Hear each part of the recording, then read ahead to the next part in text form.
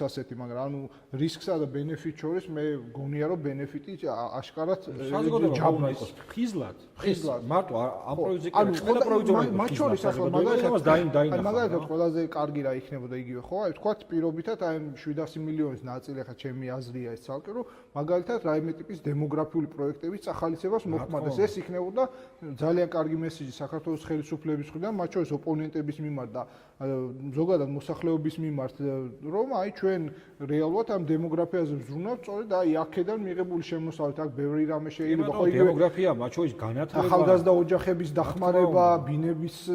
ბინების შეხიდება უფრო მეტად და ბევრი რაღაცის გაკეთება შეიძლება აი სწორედ ამ ხელით ასე ვთქვა, ამ ინვესტიციის მაგას ვისურვებდი კიდევ, ხო ოპონირება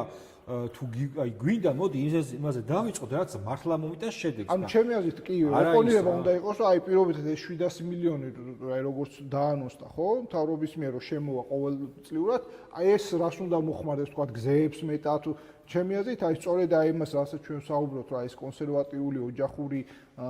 თემები აი ამისი ფინანსური ხელშეწყობაც შეიძლება და ბევრი კარგი საქმის გაკეთება ხა ეს ჩემი აზრებია და ბევრი რაღაცა შეიძლება გაიწეროს პოლიტიკების დონეზე და განხორციელდეს იგივე განათლების რეფორმისთვის რაც დაანონსდა იგივე ჰესებისთვის და რა ვიცი ახლა ეს უკვე მთავრობის პრეროგატივაა მაგრამ ჩემი აზრია რომ ანუ აქედან ბევრი კარგი სარგების მოტანა შეიძლება და ესეთი აბსტრაქტული გასაგები მაგრამ ესეთი პოპულისტური შიშებით ყვება ჩემი აზრით არ არის გამართლებული.